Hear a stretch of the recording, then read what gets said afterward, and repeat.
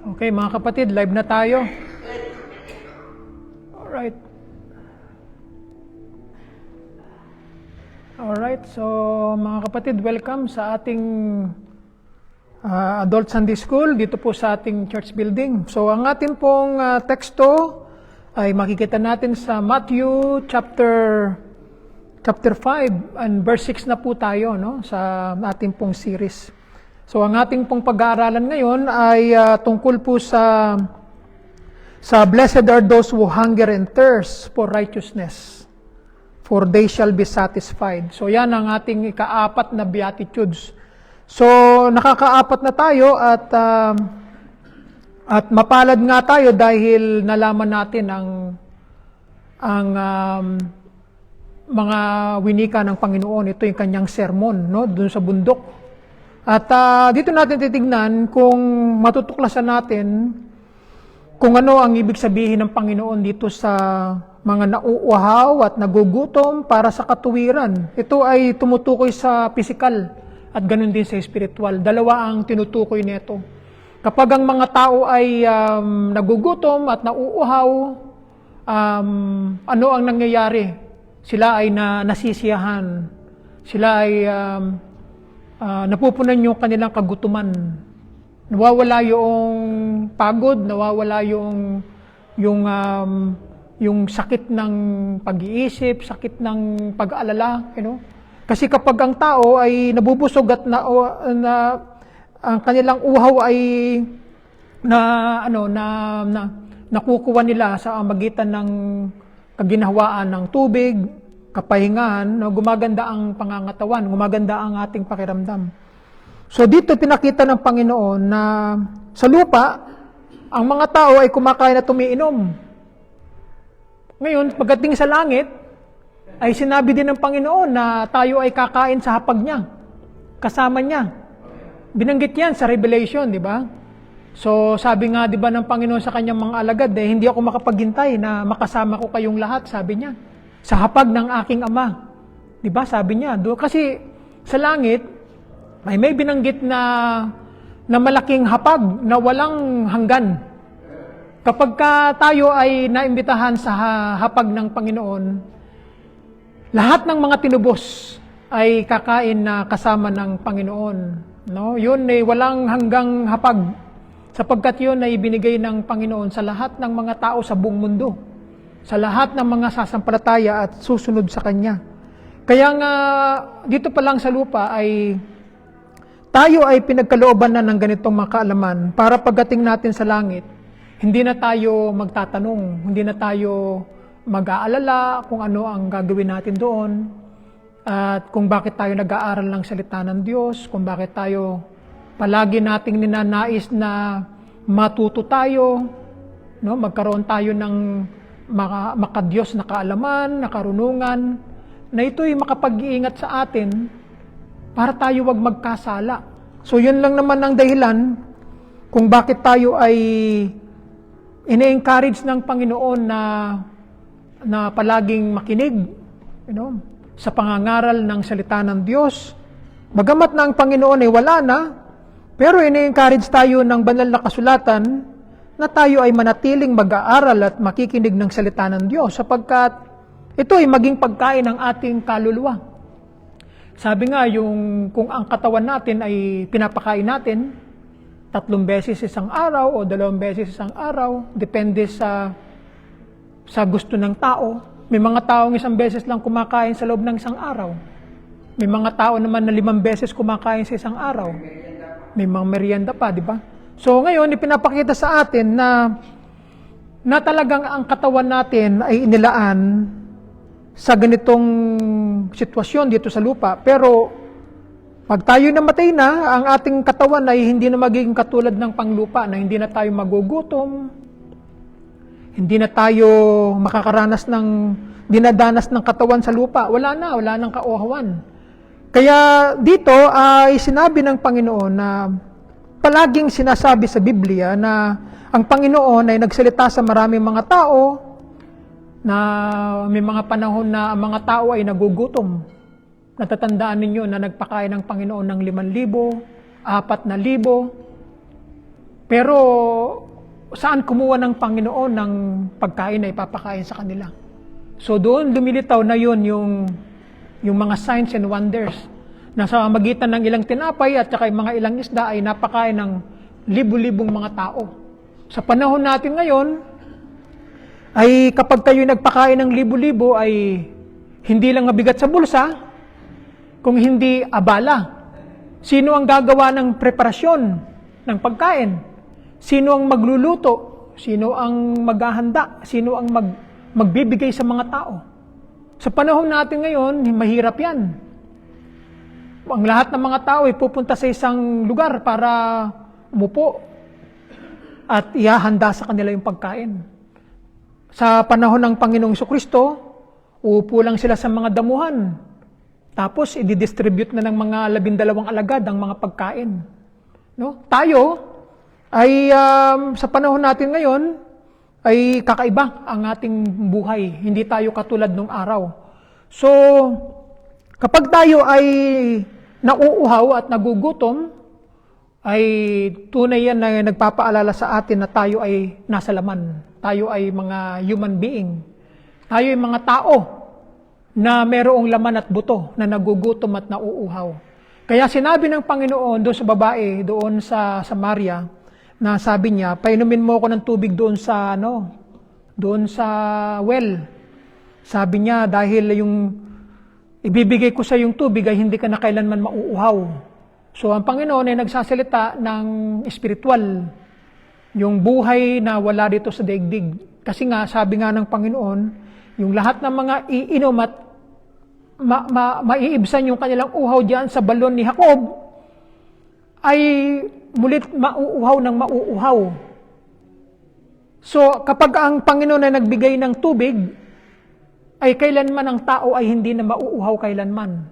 So yun naman ay tumutukoy sa espiritual na pagkauhaw. Kaya tayo ay kapag araw ng Panginoon, tayo ay dapat na pumunta upang mag-aral, makinig ng pangangaral ng salita ng Diyos.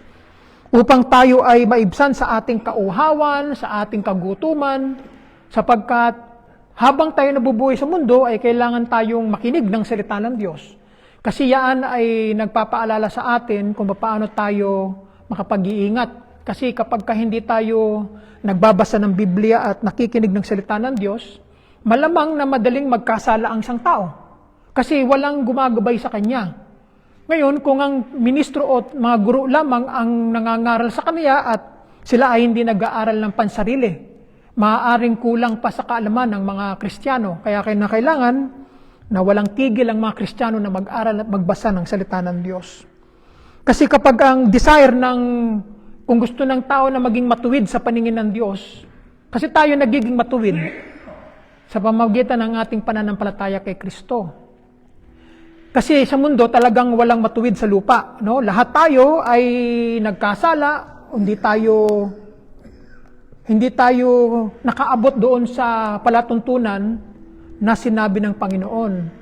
Kaya naman ay palaging sinasabi sa atin ng Panginoon na hanapin natin yung kanyang kaharian, na manatili tayo sa kanyang salita.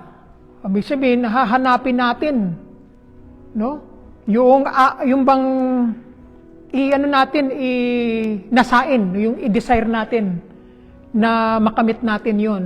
Kasi hanggat di natin na ninanais o ginugusto ang isang bagay, hindi natin makakamtan.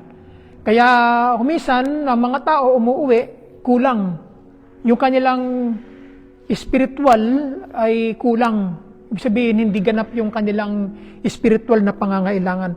Kung ang katawan ay may pangangailangan sa magitan ng pagkauhaw, pagkagutom, at marami pang mga iba, ang spiritual din, meron din.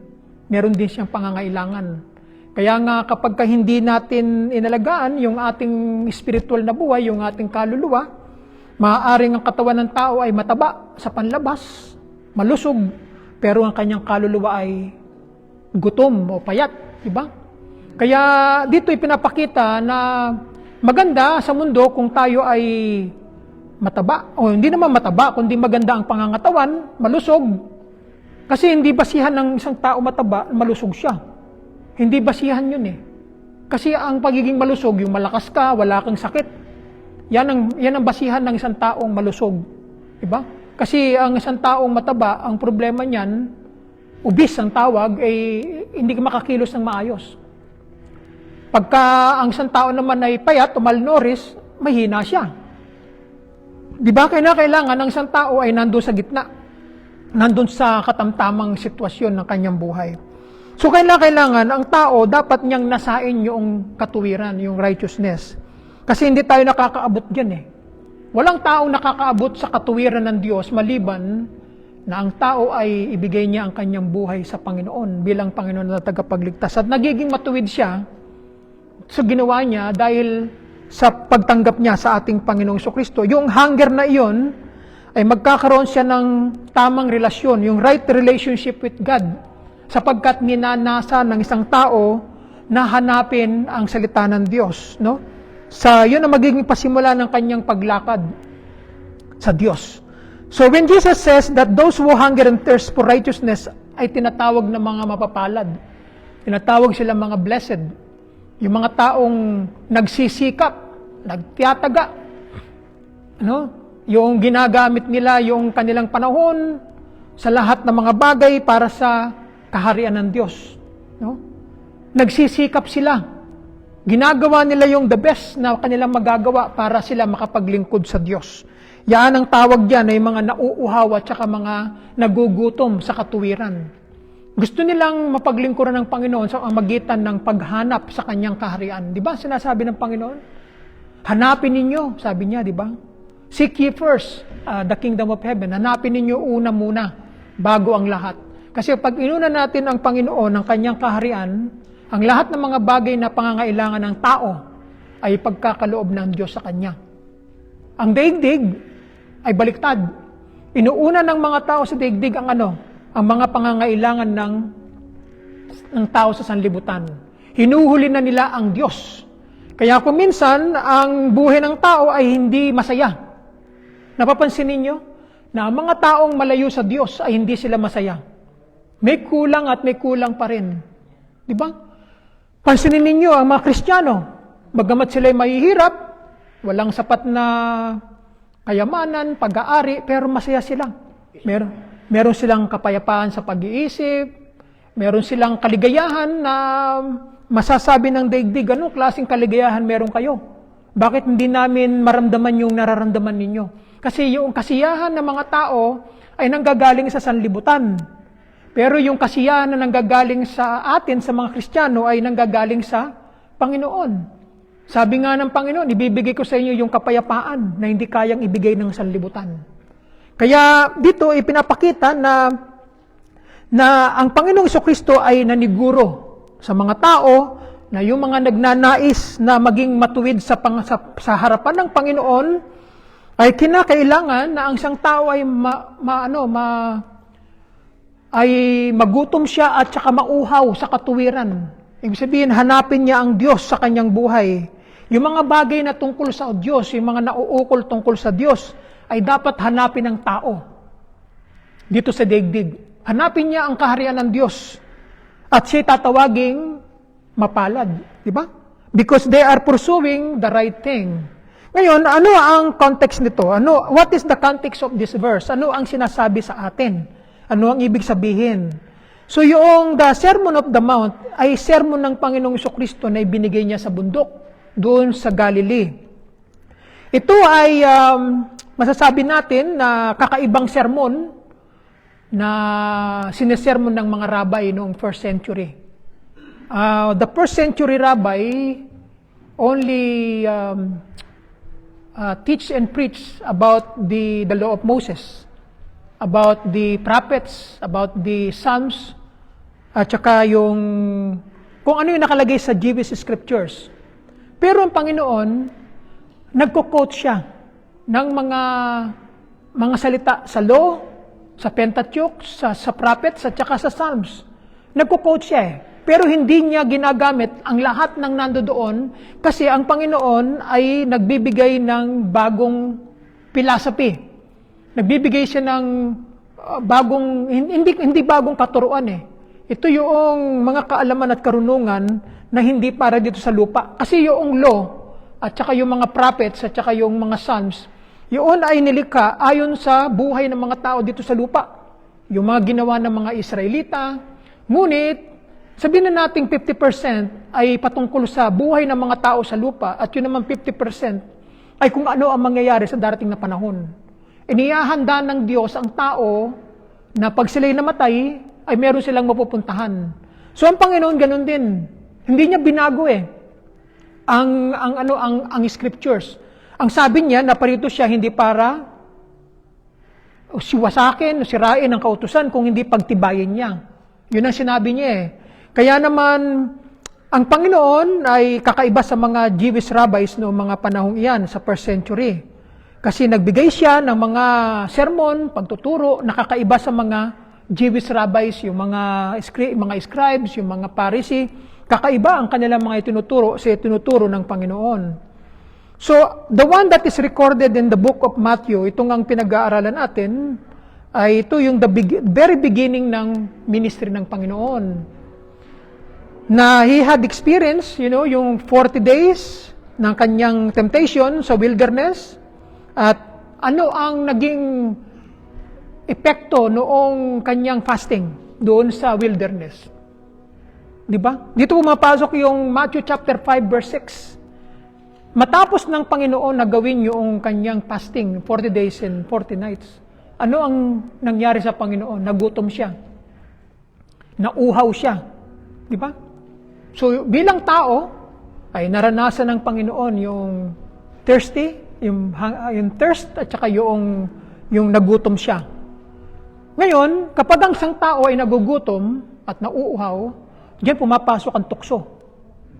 Kung ano yung nangyari sa Panginoon, ay mangyayari din sa atin. Kaya nga, ano ang nangyari kay Esau? Pinagpalit niya yung kanyang kagutuman sa kanyang pagkapanganay. Winalanghala niya yung pagkapanganay niya dahil nagugutom siya at nauuhaw. Di ba? Ano ang sabi ni Esau? Wala akong pakialam sa pagiging firstborn ko. Ako'y nagugutom. Pakainin mo ako ng pagkain na niluluto mo. Wala akong pakialam. Kahit ngayon, ibigay ko. Ano sabi ni Jacob sa kanya? Manumpa ka na ibibigay mo sa akin yung birthright. O hindi nanumpa si Esau. Di ba? Ibinigay niya yung birthright niya kay Jacob. Biro mo dahil sa kagutuman. Nawala yung righteousness ni Esau doon. Yung nangyari sa Panginoon, matapos siya mag-fasting, dumating si Satan at tinukso ang Panginoon. Ang sabi niya sa kanya, yung unang tukso, nakikita mo yung mga bato. Gawin mong tinapay. Di ba? Ano ang sabi ng Panginoon sa kanya? O hindi lahat ng mga tao ay nabubuhay sa tinapay lamang, kung hindi sa salita ng Diyos na lumalabas sa bibig niya. Di ba? Kaya mga tao, pag nagugutom, ay diyan lumalabas yung pagkatao ng isang tao. Alam niyo, maraming mga tao, kapag nagugutom, mainit ang ulo. Di ba? Totoo ba ito o hindi? Sa restaurant, tignan ninyo. Obserbahan ninyo, pag kayo ay kumakain sa restaurant, makikita nyo ugali ng tao pag nagugutom. Umorder siya. 15 minutes, hindi pa dumarating yung order niya. Nag-aalburuto na. Tapos, yung sumunod sa kanya, na umorder, ay ibinigay yung pagkain. Siyempre, di lalo nag-alburuto. Sasabihin nung unang umorder, teka. Bakit binigay niyo yung order nito? Ako nauna sa kanya. Di ba? Magkakaroon na ng commotion yun, magkakagulo na yun. Ganyan ang epekto ng tao kapag ang tao ay nagugutom. Nakikita niya ang mga bagay na mayroong koneksyon sa kanya. Kaya ano ang nangyari sa tukso na naranasan ng Panginoon? Pinagana ni Satanas yung kanyang paningin. Tinignan niya ang paligid. At sinabi niya sa Panginoon, gawin mong tinapay yung bato. Di ba? Kaya si Satanas, pumapasok yan sa isipan ng mga tao kapag ang tao ay nagugutom. Kuminsan, ang mga tao, binibigyan ng kasunduan. Sinasamantala nila yung kagutuman at saka yung kauhawan ng isang tao. No? Sabihin niya, o sige, bibigay ko sa iyo yung kagustuhan mo, pero susunod ka sa mga kahilingan ko. Diba? Pakakainin kita, bibigyan kita ng pangangailangan mo, pero may kasunduan tayo. Diba? Ganyan kadalasan, lalo sa mga probinsya, lalo sa mga bayan na mahihirap. Kuminsan ang tao, sinasamantala nila yung kahinaan ng isang tao. Ang Panginoon, kapag nakaka-encounter siya ng mga tao sa panahon niya, yung talagang needs ng tao ang kanyang tinutugon. Pero hindi pinagsasamantalahan ng Panginoon ng mga tao. Kung hindi, yung mga time na yun, dun niya pinapangaralan ng tao para ang tao ay maligtas. Hindi lamang sa pisikal, kung hindi sa spiritual. Kasi napakahalaga ng kaluluwa ng tao kung ikukumpara sa pisikal ng tao. Ang tao kasi mamamatay kahit sa gusto natin o hindi. Mamamatay tayo. Pero ang mga tao, hindi nila alam na meron silang kaluluwa. May mga tao na alam lang nila yung katawan lang. Hindi nila alam yung tungkol sa kanilang espiritu, hindi nila alam yung tungkol sa kanilang kaluluwa. Kaya pag namatay sila, hindi nila alam kung pupunta sila sa langit o hindi. Di ba? Kaya tayo mga anak ng Diyos, alam natin na kapag tayo namatay, pupunta tayo sa langit. Sapagkat kailanman ang Diyos, hindi niya nilikha ang impyerno para sa atin. Nilikha lamang ng Diyos ang impyerno para kay Satanas, tsaka sa kanyang 1/3 of angel. Hindi para sa atin ang impyerno. Ngayon, ang tanong, bakit pupunta ang mga tao sa impyerno? Di ba? Ang sabi ng Panginoon, ang sino man na hindi sumampalataya sa Kanya, ay hindi magkakaroon ng buhay na walang hanggan. Siya lang ang paraan para ang tao ay maligtas. Ngayon, kung ang tao ay hindi kikilalanin si Jesus bilang Lord and Savior, saan pupunta ang mga tao? Di ba? Doon sa pupuntahan ni Satanas. Sama-sama sila doon. Right? Then, Jesus began to teach in that region in Galilee, and great crowd gather every time Jesus preached the good news or the gospel. 5,000 people, 4,000 people, so many people followed him. But remember, one time Jesus said, "You are following me because of what I gave it to you." Jesus is saying about the food of this world, the nourishment of the body. Because they knew Jesus will give them something. Because Jesus never rejected people who wants to come to Him. And that's why Jesus gave us this sermon on the Mount. So what does this verse mean? So, the specific beatitude of this, the fourth one, blessed are those who hunger and thirst for righteousness, refers to a desire for the quality of being morally right or justifiable.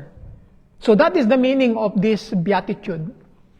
So, God wants us to be right before His eyes.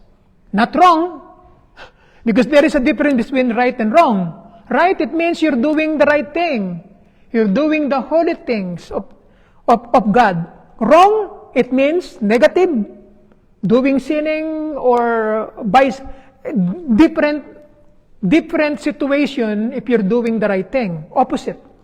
So when someone is hungry or thirst, their bodies are giving them strong cues that can be painful, but that they need to bring something into their body in order to keep it going. So it is not a pang for something unnecessary, but required for their continued existence. This is an essential.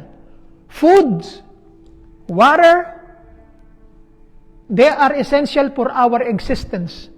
Without food and water, we're dead. Right? That's why in the ancient world, people live by the sea, by the lake, by the ocean, by the river. Right? Because water is life. Water will give you everything for washing, for cooking, for cleaning, for purification. There is a lot of use of water. Nobody wants to live in the desert because there is no water there.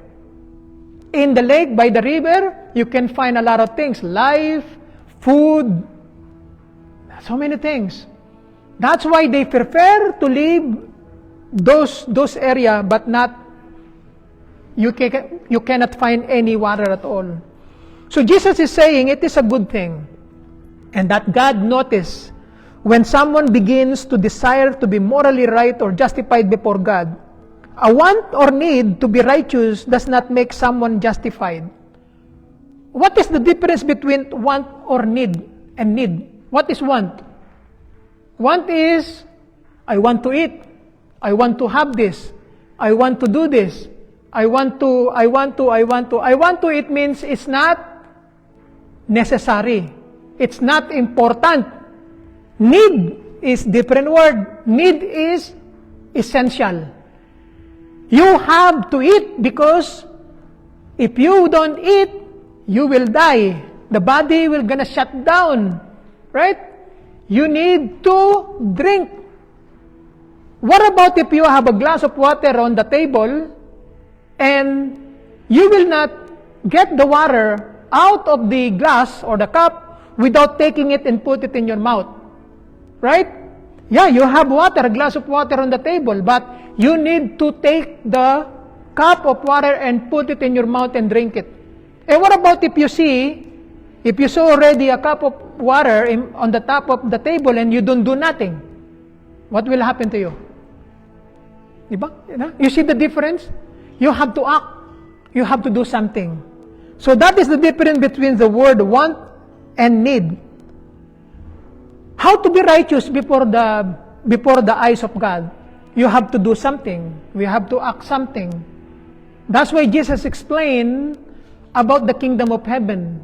Kingdom of heaven is not forced to us. It's not like, okay, all of you should go inside my kingdom. Jesus already tells us about his stories in one of his parable that he prepared a big banquet, right?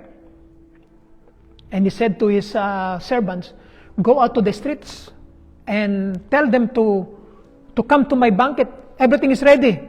The food is there. Everything is ready. But I need the people to come to my banquet so that we can eat together. And then when the servants come back, they said to the Lord, people doesn't want to come. Nobody wants to come. What can I do? Nobody wants to come to your banquet. And then the owner said, the Lord said, go to the place that nobody wants to go.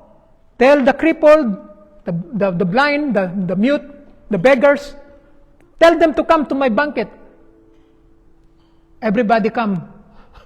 Because they are despised people. Nobody wants to talk to them. Nobody wants to deal with them. So, but the people who are walking on the streets outside, they don't want to come because they are busy with their own lives, right? Then, Jesus is saying it is a good thing that God notices when someone begins to desire to be morally right or justified before God.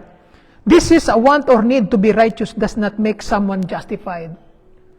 That they have all turned aside, together they have become corrupt. There is none who does good, not even one. Psalms 14:3. However, recognizing the need for righteousness, having a strong want to become justified before God can be the beginning of the journey of salvation. These people are blessed. People who are pursuing righteousness through the love of God, the love of Christ, through hardship of labor, finding God, finding His kingdom. They do the best they can to find God in their lives. Because they desire a relationship with their God, their Creator. The way to satisfy that spiritual hunger or thirst is to go to Jesus. Because Jesus mentioned that I will give you the fountain of life that no one can give. I will give you water that you will not thirst anymore. I will give you the food. This food will not make you hunger anymore. Hunger and thirst, no more. I will give you everything. That's what Jesus said. So when speaking to the Samaritan woman, Jesus said to the woman, excuse me, but whoever drinks the water I gave them will never thirst. Indeed, the water I gave them will become in them a spring of water, welling up to eternal life. It's a good message of the Lord, John 4:14. Salvation through Jesus Christ is the way to provide food that will nourish the soul, water that will fill it, and have eternal life or everlasting life. So, do we see any examples of people who hunger and thirst for righteousness in the scriptures? There are so many people who show this kind of example. Number one is the woman at the well, the one that we are talking about. A person who was thirsty for righteousness. This woman knows the value of the water that was constructed by Jacob during that time. And until that time, the people of Samaria still getting water for what Jacob is doing during that time. Despite living a sinful life, that woman, the Messiah came to her and identified himself to her, and she responded with joy, right? Not only did she believe and be saved, but others came to faith because of her testimony. Remember, God, the Lord, didn't come only for the righteous. God didn't only come to the holy people. Yes, He went to His own people, but His own people rejected Him. Didn't believe on Him. They despised Him. They said, "You are the only a carpenter, the son of the carpenter. You are Galilean, you speak Aramaic. You are not one of us." This is what the Pharisees and Sadducees blaming Jesus for His identity. You are not one of us. So that's why you are not the Messiah. Right? But because of this experience with the woman of Samaria, Jesus declared Himself to her. Jesus tells her about who Jesus was. And the woman discovered that Jesus is the awaiting Messiah that will come. After that testimony, after that experience with the Lord, the woman believed to our Lord Jesus Christ. She embraced the Lord. She accepted the salvation that the Lord offered her. And she became the first woman preacher of that town. She came back to her town, and many of the Samaritans from that town believed in our Lord Jesus Christ because of the woman's testimony. Because, if someone tells you something, first time, you don't know the man, you don't know the person, telling you a lot of things that it's about your life. You didn't know the person before, and the person start talking about you, about your past. What will you experience, or what will you think about that experience? You're gonna think about something strange, about who is this person, why this person know about me, right? Have you experienced someone like that in your life? Me, I experienced one person in my job long time ago, an Indian old man, one of our customer in where I work in Walmart long time ago. He is watching me while I'm doing my job, and he is saying something about my future. I said, "Wow." I said, then he is looking at me while he's saying something, I think in his own language. And then when I asked him, "Why are you looking at me? Are you talking about me?" "Yes." I said, "Why? What's wrong?" I said to the old man, I said, "I'm just telling you something about, I'm reading your life." I said, "What?" I was surprised about, I didn't ask what kind of things that he said to me. I don't want to know. Because only God can tell that things to us. If the person is reading me, well, I don't want to know. Because maybe one of the danger, I put my thinking or my whole life to that kind of revelation. And then my focus will be out of this world, because I listen to the person that I didn't know before. So I listen to what God wants me to do. Listen to His words, right? So that's why the Lord said to us, trust in me, Trust in me. Give your life to me. Nothing else. If people will say you good things, bad things, it's okay. It's part of life. But just trust in the Lord. The Lord is the one who knows what will happen to us in the future. The only important things in our life is just like the main goal that we want before we separate on this world is the eternal life. That is the only thing. That is our main goal, to be in God's kingdom. Nothing else. Alright? Not like these things, other things. No. Eternal life is our main goal. Jesus was baptized and the Holy Spirit led him into the desert after that temptations. So the devil went to tempt the Lord after 40 days of fasting. Then Jesus had a man's body. Jesus feels he's thirsty, he's hungry, right? Excuse me.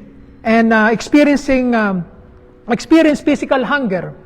So the devil tried to tempt Jesus into feeding himself and caving into the needs of the body. So and the tempter came and said to him, "If you are the Son of God, command this stone to become loaves of bread." But he answered, "It is written, man shall not live by bread alone, but by every word that comes from the mouth of God." Matthew 4:3 and 4. So temptation often comes through the desires and sometimes needs, drives of the flesh. Alright? Those three words. Desires, needs, and drives. So if a person doesn't know how to control these three, the person will be in danger, will be in trouble, because he may be sin or may be led astray from God. Alright? So, but eternal substance comes from the Word of God and the love of God. The Lord said, whoever reads His words will be satisfied. And what about if a person will not didn't read the Scriptures? How will a person will be satisfied?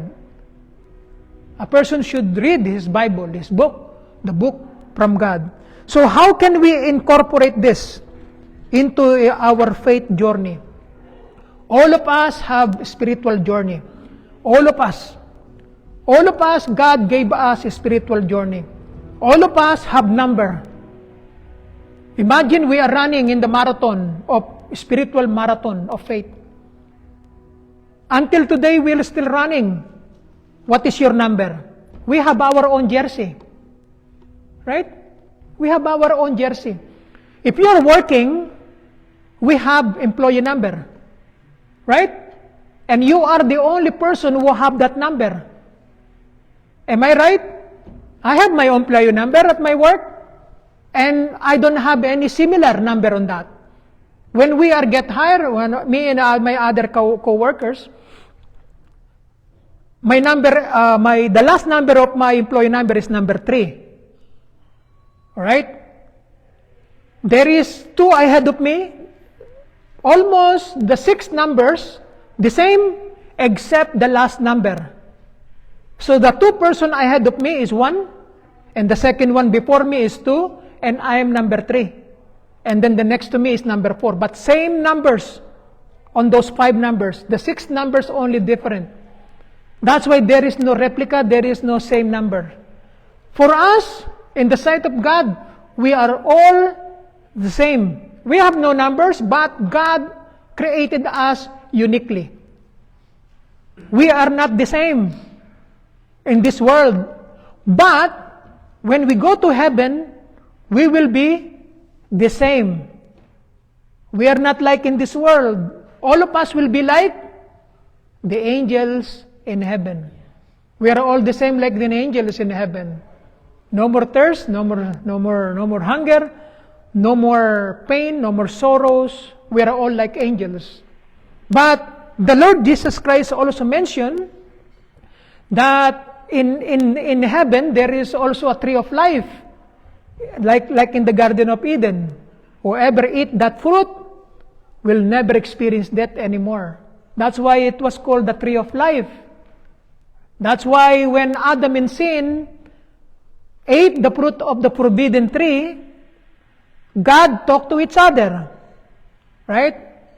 And God said, let's expel the man, or the man and the woman that we created out of the garden. Because by the time they reached to the tree of life and they ate the fruit, they will live forever. So that's why they were kicked out in the Garden of Eden. Because once you get sin, you cannot go back. You know what I'm saying? After you have been redeemed, you are saved, and you turn back, you know the consequences. Already God told Adam and Eve, you can eat all of the fruits of the tree in the garden, except the tree that is in the middle of the garden, which is the tree of knowledge, knowledge and wisdom. They will give you the desire of your flesh. Once you eat the fruit of that tree, you will die. It was already given to them. It's already been said to them before. Right? So the human being cannot say anything that, we don't know. But the Lord God already told them the consequences of disobedience. Same thing to us. Jesus already said to us,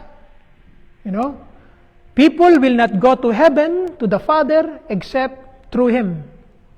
If people of this world will not believe on our Lord Jesus Christ, that person will not inherit the eternal life, because Jesus is the eternal life. He is the only one. He is the only way to go to heaven.